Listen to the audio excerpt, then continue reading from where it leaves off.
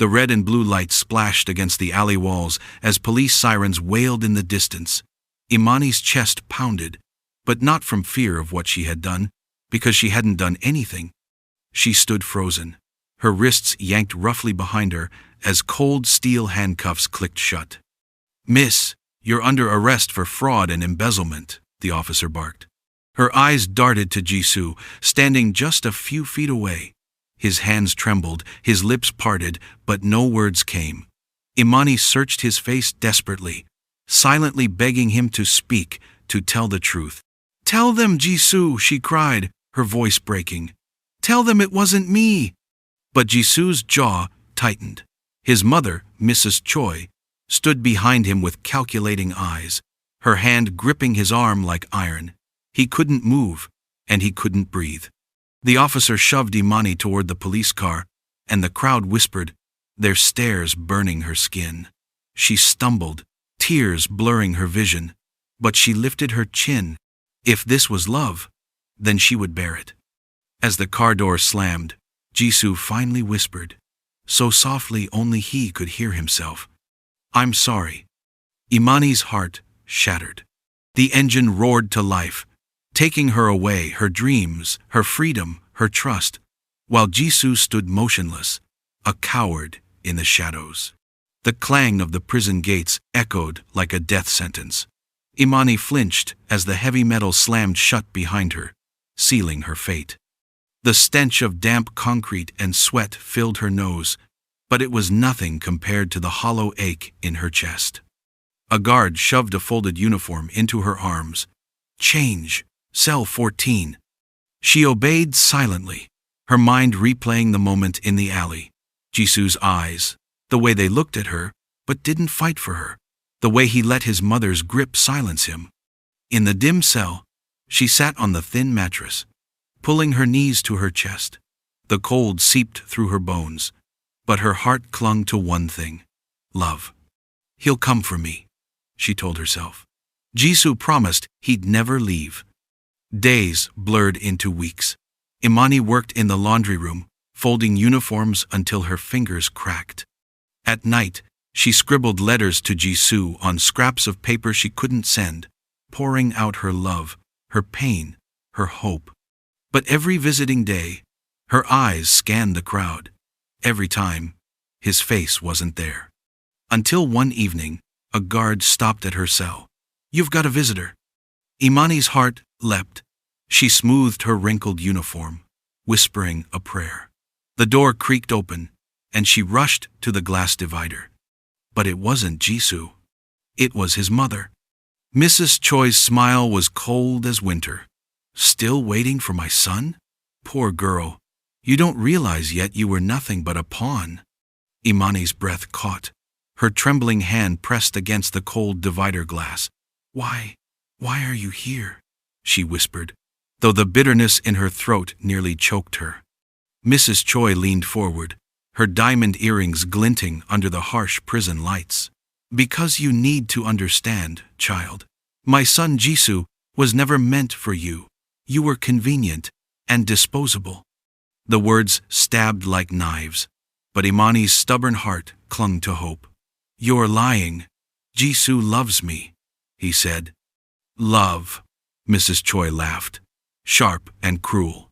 "Do you think a Choi heir would throw away his future for a girl who can't even afford her own lawyer? Do you even know why you're here?" Imani's fingers curled into fists. "Because I protected him. Because I—" Mrs. Choi cut her off, voice low and venomous. "No, because I made sure you took the fall. My son was never supposed to touch that gun. It was in your hands before the police even arrived. I saw to it." Imani's world spun. Memories of that night flooded back, the chaos, the shouts, the flashing lights. Had she really been framed? "You'll rot here," Mrs. Choi said coldly. "And when you finally realize Jisoo isn't coming, maybe you'll stop dreaming above your station." With that, she stood, heels clicking, as she walked away. Imani pressed her forehead to the glass, tears burning her eyes. The truth was a dagger in her chest, yet a fire lit within her. If Jisoo had abandoned her, she would find out why. The prison cell was silent, except for the faint dripping of water in the corner. Imani lay on the hard cot, staring at the ceiling, her heart heavy with Mrs. Choi's venomous words. She turned over, trying to will herself to sleep, when suddenly, click! The sound of the lock jolted her. No one came to cells at this hour. Imani sat up, fear and hope colliding in her chest. The door creaked open, and a shadow slipped inside. A tall figure, hoodie drawn low over his face, moved with urgency. "Imani," he whispered. Her breath caught. She knew that voice. No matter how much she wanted to hate it, her heart still recognized it. "Jisoo?" she choked, rushing to her feet. He pulled back the hood. His eyes were wild, rimmed with guilt. "I didn't abandon you. I wanted to come sooner. But my mother, my family." His jaw clenched. For a long moment, silence stretched between them, broken only by the pounding of her heart. Then he shook his head violently. "No, I swear, it wasn't me. I tried to confess, but my family buried everything. They said if I spoke, they'd destroy you completely." Her knees wobbled, torn between fury and fragile hope. "Then help me, Jisoo," she whispered. "Prove I'm not just a sacrifice." Imani's fingers curled tightly around the cold prison bars as Jisoo stood just beyond them, his chest rising and falling with unsteady breaths. The dim light caught the torment in his eyes. "You think I don't want to save you?" he said, voice raw. "Every day I've been silent, I've died a little inside. But my father, my mother, they control everything. If I move against them, they'll ruin you forever. They'll bury you so deep the world will forget your name." Imani's heart twisted, but her voice was steady. "Jisoo, they already buried me. Look around." She spread her arms, gesturing to the filthy walls, the iron bars. "This is my grave, and you let them put me here." His face crumbled, and for the first time, she saw the boy she had fallen in love with, the one who had once promised forever under the cherry blossoms. He reached through the bars, his fingers brushing hers, trembling. "I won't let this be the end," he whispered fiercely. "I'll find a way to clear your name, even if it means turning against my own family." Her breath caught. Could she trust him? Hope was dangerous here. It was a knife that cut deeper than betrayal. Before she could respond, footsteps echoed down the hall. A guard's voice barked, "Who's there?" Jisoo's eyes widened. He slipped his hood back on, pressing her hand one last time. "Hold on, Imani. I'll come back for you." And just like that, he was gone, leaving her in the dark, with nothing but a dangerous spark of hope. Jisoo stormed into the marble hall of his father's mansion, his footsteps echoing like thunder. Chairman Park sat at the head of the long dining table, his expression calm, almost amused, as though he had been expecting this confrontation. "You put her there," Jisoo spat, fists clenched. "Imani is innocent, and you know it." His mother's wineglass paused midair. "That girl is a stain on our family name. She should be grateful we didn't make it worse." The words burned like acid. Jisoo slammed his palms on the table, dishes rattling. "She took the fall for me. Everything you think she is guilty of, I did it. I let her protect me, and I won't stay silent anymore." His father's face hardened, his voice sharp as steel. "You think the world will believe you over us? You are nothing without this family, Jisoo. We built your name, and we own your future. One word from me, and your life is finished." But Jisoo leaned forward, eyes blazing. "Then take it. Strip me of everything. I'd rather lose my fortune, my career, my inheritance, than let her rot in that cell while you eat in peace." For the first time, silence filled the room. His father's mask cracked, a flicker of unease crossing his features. Jisoo's hands trembled, but his voice was unshakable. "I'll fight you. I'll fight both of you. And when I win, the world will finally know the truth about Imani." The prison yard was buzzing with its usual noise, metal doors slamming, guards barking orders, women arguing over scraps. But today, something different was in the air. Imani sat quietly on a worn bench, clutching the small notebook she used to steady her thoughts. Two inmates whispered loudly behind her, their voices carrying in the chill air. "Did you hear? The park air has gone crazy," one said, eyes wide with disbelief. "They say he stood up to his father, in public, at their own mansion," the other replied.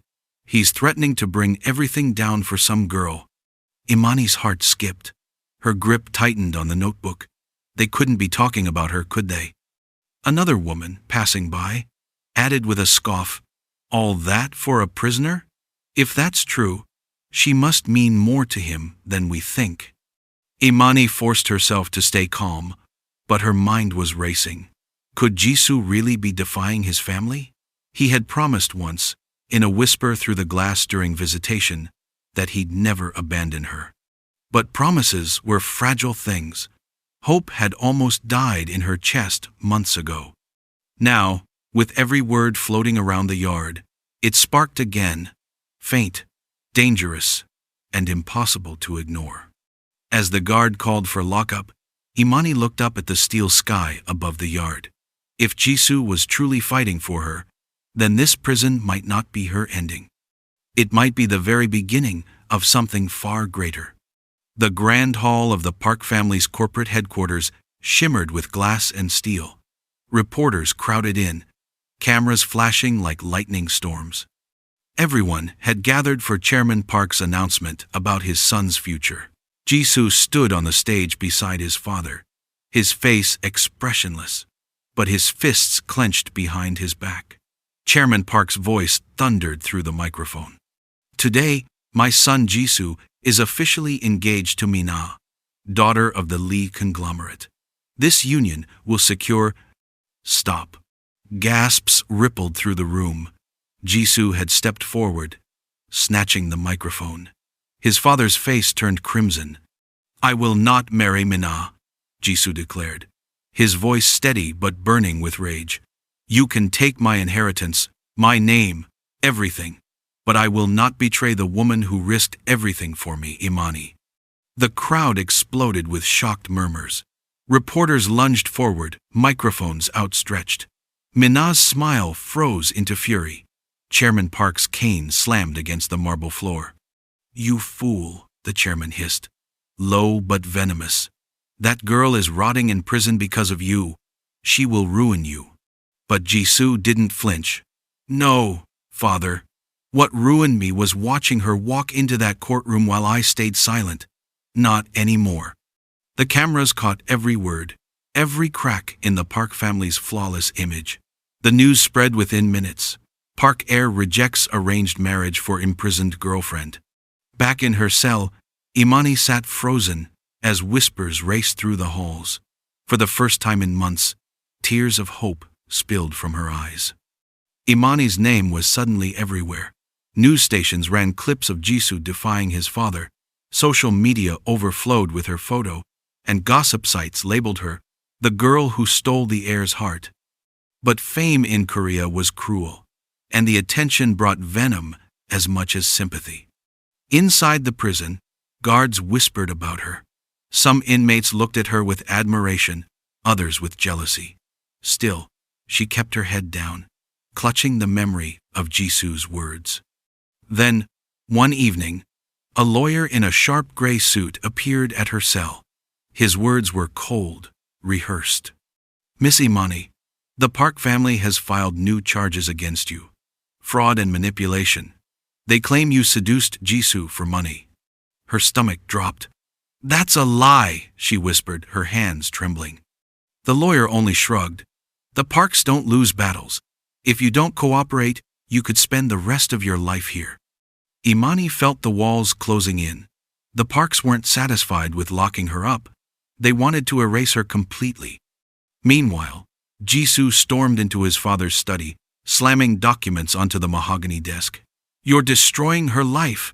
If you don't stop, I'll expose everything, every deal, every crime you've hidden." Chairman Park's gaze turned to ice. "Do it.